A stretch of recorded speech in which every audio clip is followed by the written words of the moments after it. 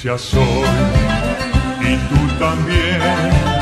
En el bautismo renacimos a una vida singular, y al confirmar hoy nuestra fe, lo proclamamos compartiendo el mismo pan.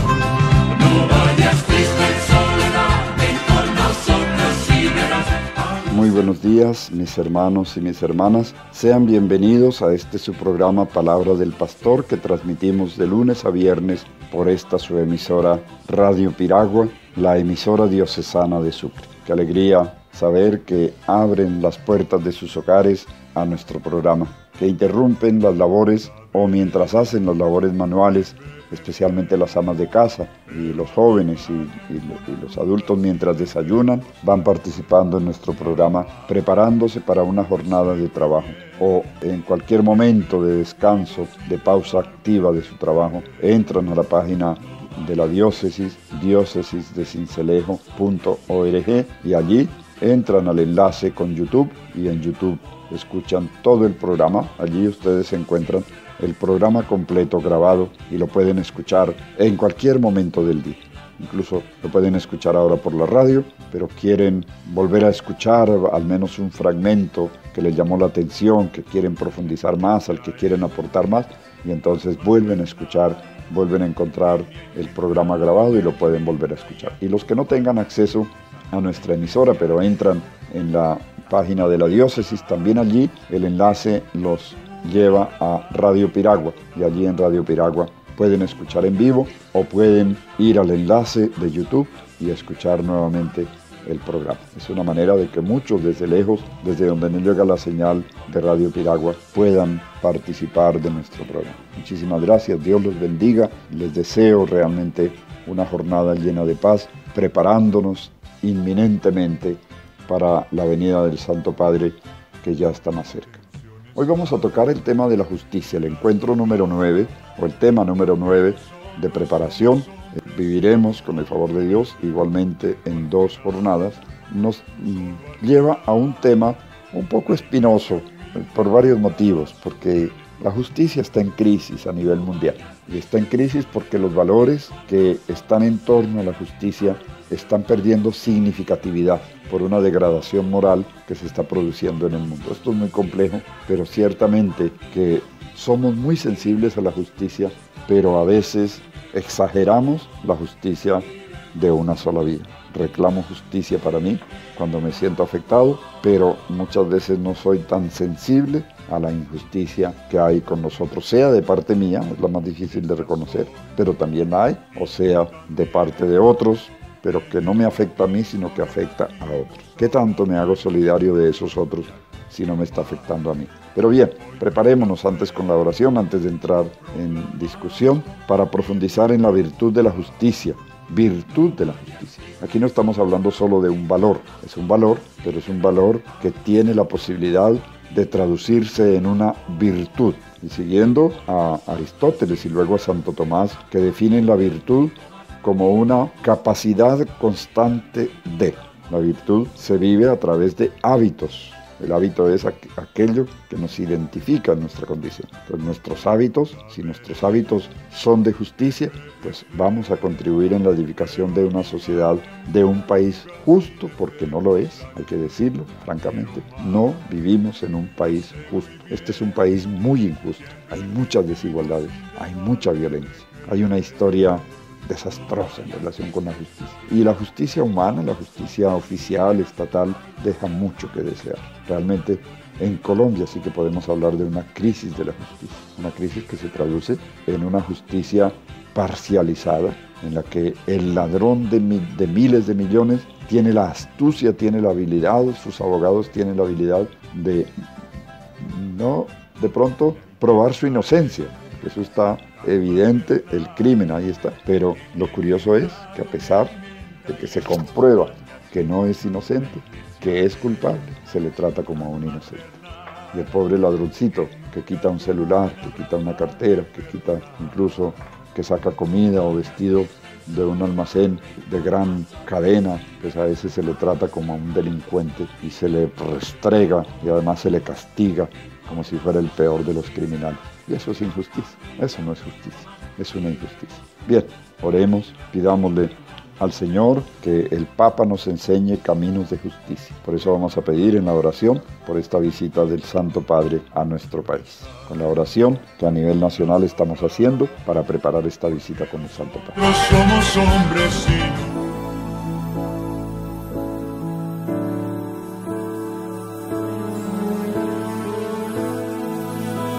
en el nombre del Padre, y del Hijo, y del Espíritu Santo. Amén. Padre de misericordia, tú has sembrado en nosotros la semilla de la fe, para que seamos hijos tuyos y discípulos misioneros de Jesucristo. Haz que nuestra vida sea testimonio visible de tu reino, y demos a conocer a todos tu palabra. Te damos gracias por el Papa Francisco, y te suplicamos que su visita a Colombia sea un tiempo de bendición, que nos confirme en la fe y nos ayude a dar el primer paso para comenzar con Cristo algo nuevo en bien de todos los colombianos. Suscita en nuestros corazones esperanza, perdón, amor y paz, para que con la ayuda de tu Espíritu hagamos posible el reencuentro entre los colombianos por medio de la reconciliación. Te suplicamos, Padre de bondad, que por intercesión de la Virgen del Rosario de Chiquinquirá, esta visita del Santo Padre nos abra la mente y el corazón al Evangelio de Cristo nuestro Señor. Amén.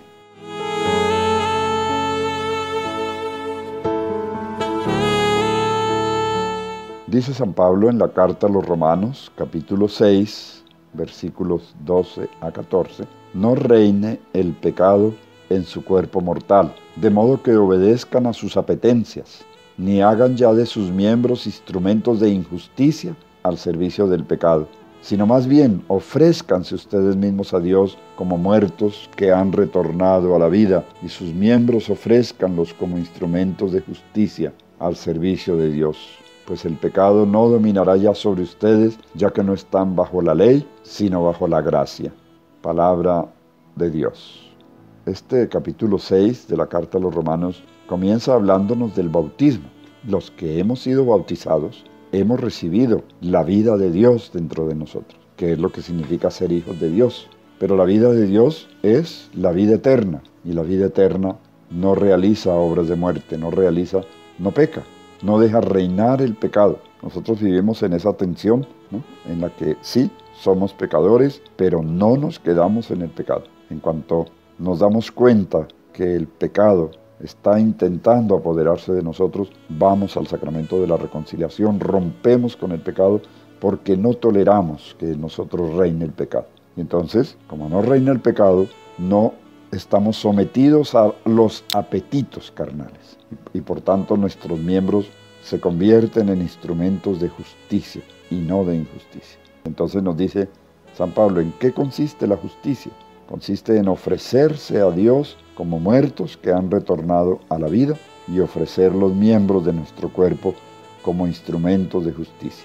Ofrecer nuestra mente, nuestras ideas, nuestros deseos, nuestros sentimientos, nuestras decisiones y nuestras palabras y sobre todo nuestras acciones, de las que ya hablábamos en pasada ocasión, al servicio de la justicia. Vamos a pedir esta justicia, sobre todo a que sembremos justicia con nuestras decisiones. Este es el título del encuentro o del tema número 9. Digamos, Señor, enséñanos a sembrar justicia en nuestras decisiones, a ser personas nuevas nacidas de tu amor. Con el Salmo te pedimos el don de vivir bajo tu gracia y así descubrir cuáles son las decisiones y acciones que deben marcar nuestra justicia. Hacemos este fragmento del Salmo 14. Señor, ¿quién puede hospedarse en tu tienda y habitar en tu monte santo? El que procede honradamente y practica la justicia, el que tiene intenciones leales y no calumnia con su lengua, el que no hace mal a su prójimo ni difama a su vecino, el que considera despreciable al impío y honra a los que temen al Señor, el que no retracta lo que juró aún en daño propio, el que no presta dinero a usura ni acepta soborno contra el inocente, el que así obra nunca fallará. Gloria al Padre, y al Hijo, y al Espíritu Santo, como era en el principio, ahora y siempre, por los siglos de los siglos. Amén. Compartamos un momento el conocimiento que tenemos acerca de la virtud de la justicia. Como hacemos con los otros términos, preguntémonos qué entendemos por justicia. Luego tratemos de hacer el retrato de una persona justa. ¿Qué caracteriza a una persona justa? ¿Cómo se aplica la justicia en nuestros pueblos?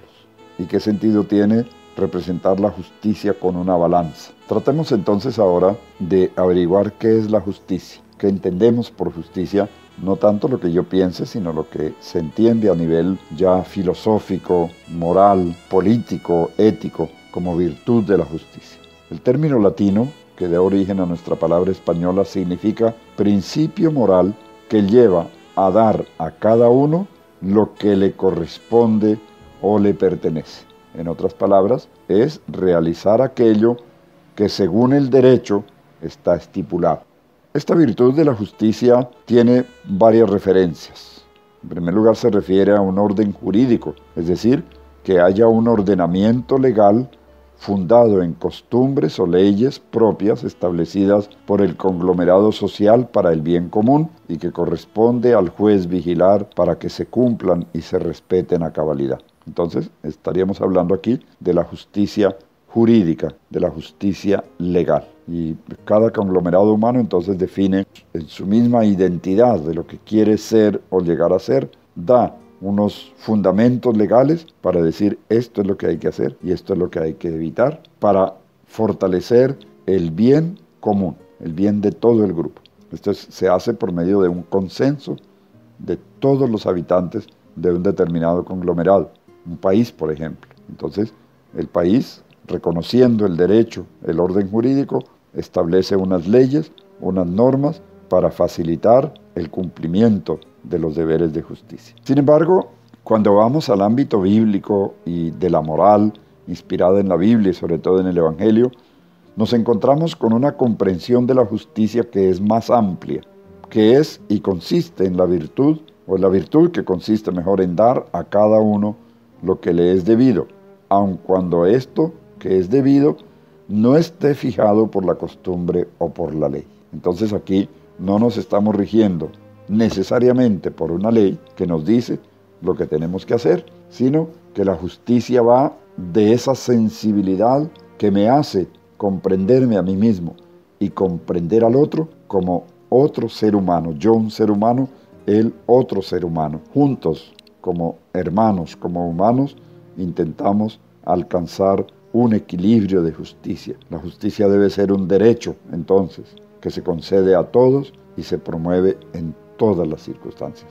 No hay cosa que más desanime, más desaliente y más genere en nosotros inconformidad que ver injusticias. Y que aunque existen las leyes, nadie se preocupa por hacerlas cumplir. Podemos ampliar este concepto de justicia yendo al catecismo de la Iglesia Católica. El catecismo tiene la facultad de decirnos como cristianos, ahora como cristiano, para mí, cristiano, ¿qué es la justicia? Dice el catecismo, en el número 1807, vale la pena ampliarlo con otros números, y los que tengan el catecismo, consultarlo en otro momento. Pero nos dice el catecismo, la justicia es la virtud moral que consiste en la constante y firme voluntad de dar a Dios y al prójimo lo que le es debido. Esto lo dice el catecismo inspirado en las palabras del Señor. A Dios lo que es de Dios y al César lo que es del César. Como cristianos, como creyentes, no solo tenemos en cuenta los derechos del prójimo, sino que tenemos en cuenta los derechos de Dios. La justicia para con Dios recibe un nombre en la escuela de Santo Tomás de Aquino. Se llama virtud de la religión. La justicia dispone a respetar el derecho de cada uno y a establecer en las relaciones humanas la armonía que promueve la equidad respecto a las personas y el bien común. Cuando ya entramos en el ámbito de profundización cristiana, nos encontramos con otro nivel de la justicia que es la que está en el Sermón del Monte, precisamente. El Sermón del Monte cita la ley, lo que decía la ley del pueblo judío. Por ejemplo, la ley decía, si alguien te pide que camines, que lo acompañes una milla, tú lo acompañas una milla. Si eso dijera la ley, hay que acompañar al hermano una milla, eso dice la ley. Pero el Señor dice en el Sermón de la Montaña, si tu hermano o si alguien te obliga a caminar una milla con él, tú camina 2 millas. Lo acompañas mucho más. Es decir, das un excedente porque tú estás más allá de la justicia. Tus acciones sobrepasan la justicia. Esto es muy interesante, porque entonces el Sermón del Monte nos dice que la justicia es que si el otro me tumba un diente, yo tengo derecho a tumbarle al otro diente. Esto es lo que podríamos llamar la justicia vindicativa, una justicia de la venganza, del honor. Ojo por ojo y diente por diente. Moretón por moretón, golpe por golpe. Me dio un golpe, la justicia es darle otro golpe. Pero el Señor nos dice, no, al que te golpee en la mejilla derecha, tú preséntale también la izquierda. Es interesante observar que este ejemplo que pone el Señor es muy diciente de lo que es la justicia. Porque entonces yo reclamo el derecho a no ser golpeado por el otro. Las leyes del país deben decir, ninguno tiene el derecho de golpear a otro. Entonces, ¿qué dice la ley vindicativa? ¿O qué decía? ¿Qué es lo que normalmente sale de nosotros? Si él me tumbó un diente, yo le tumbo dos. Si él me mató un familiar, yo le mato dos. Esa es la ley salvaje, la ley a la que hemos venido siendo acostumbrados en nuestro país. ¿Qué dice la ley del talión? Dice, no hay derecho. El derecho es que si él me tumbó un diente, yo le tumbo un diente. Si él me mató uno, yo le mato uno, pero no me excedo. ¿Qué dice el Evangelio? Al que te golpee en la mejilla derecha, tú presenta la otra mejilla para que te vuelva a golpear. ¿Qué significa? No devolver mal por mal, ni insulto por insulto, ni mala cara por mala cara. Por eso hablábamos antes de la bondad. El bondadoso, si lo golpean, no devuelve el golpe, devuelve una sonrisa. Pero examinemos mucho más lo que nos está diciendo este tipo de justicia basado en el Sermón del Monte. Para yo golpear a otro que tengo al frente en la mejilla derecha, el golpe que le tengo que dar es no con la palma de la mano, sino con el dorso de la mano. Y esto aún hoy, pero mucho más, como vemos en las películas, ¿no? En los retos que se hacían para duelo entre dos, uno que ofendía al otro, entonces el otro le mandaba la mano derecha para golpearlo en la mejilla derecha. Y ese golpe con el dorso de la mano era un signo de desprecio, era un reto. Nos matamos, nos vamos a duelo y nos matamos. Terrible. ¿Qué significa en términos más comunes?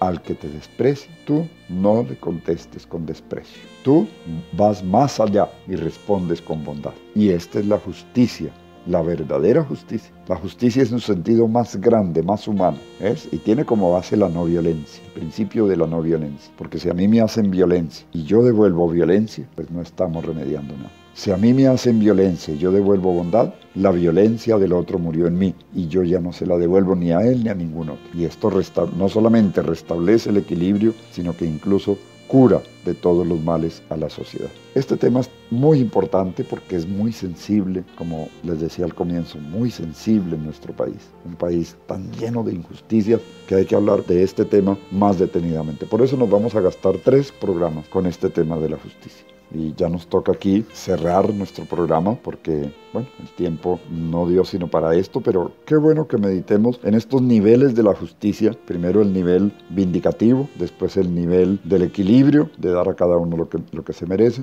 Después el deber, que va más allá del deber, porque es la esencia del amor fraterno. El no devolver el golpe que me dan, el no devolver el insulto que me hacen, el no devolver la mala cara que me hacen, sino dejar que muera en mí esa injusticia y que muera la injusticia, para que pueda brillar la justicia. Vamos a pedirle al Señor que nos conceda ser justos en nuestra vida, verdaderamente justos, que nuestras decisiones estén iluminadas por la justicia. Vamos a hacer unas peticiones a las cuales nos unimos diciendo: Padre de bondad, ten piedad de nosotros.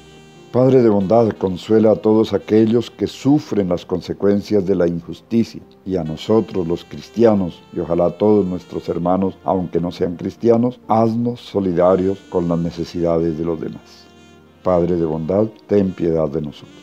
Padre de bondad, regala a Colombia la justicia que proviene de ti y sana tanta injusticia que hay en nuestros corazones, en nuestro país, en nuestras relaciones. Que podamos encontrar el camino de la verdadera justicia para tratarnos como hermanos. Padre de bondad, ten piedad de nosotros. Padre de bondad, toca nuestros corazones para que erradiquemos de nuestra vida todo acto y todo sentimiento que pueda generar injusticia. Padre de bondad, ten piedad de nosotros. Bien, mis hermanos, los invito a que concluyamos por hoy nuestro programa sobre este tema, que nuestras decisiones nos permitan sembrar justicia. sembremos justicia en nuestras decisiones. Que la virtud de la justicia sea base de las decisiones, tanto a nivel personal como a nivel de sociedad y ojalá también a nivel de Estado. Que la justicia resplandezca en Colombia y supere esta crisis por la que está pasando. Y los administradores de justicia vuelvan a ser aquellos hombres modelos de equidad, de corrección, de personalidad. Oremos con la oración con la que se prepara nuestra costa caribe para recibir al Papa Francisco.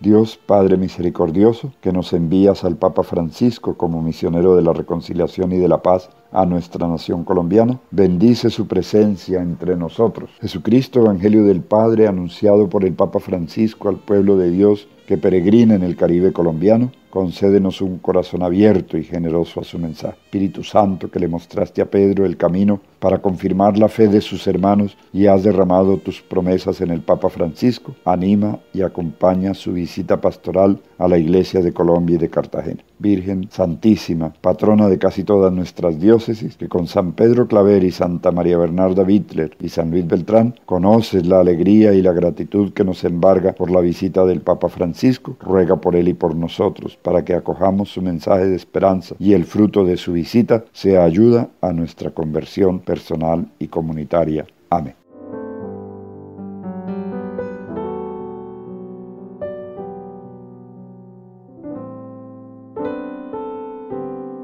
Mis queridos hermanos, muchas gracias. Agradezco de verdad su sintonía, su presencia, su unidad, su capacidad para reflexionar e ir poniendo estos actos concretos en nuestra vida cotidiana. El Señor los bendiga, bendiga a sus familias, bendiga sus trabajos, bendiga sus actividades, en el nombre del Padre, y del Hijo, y del Espíritu Santo. Amén.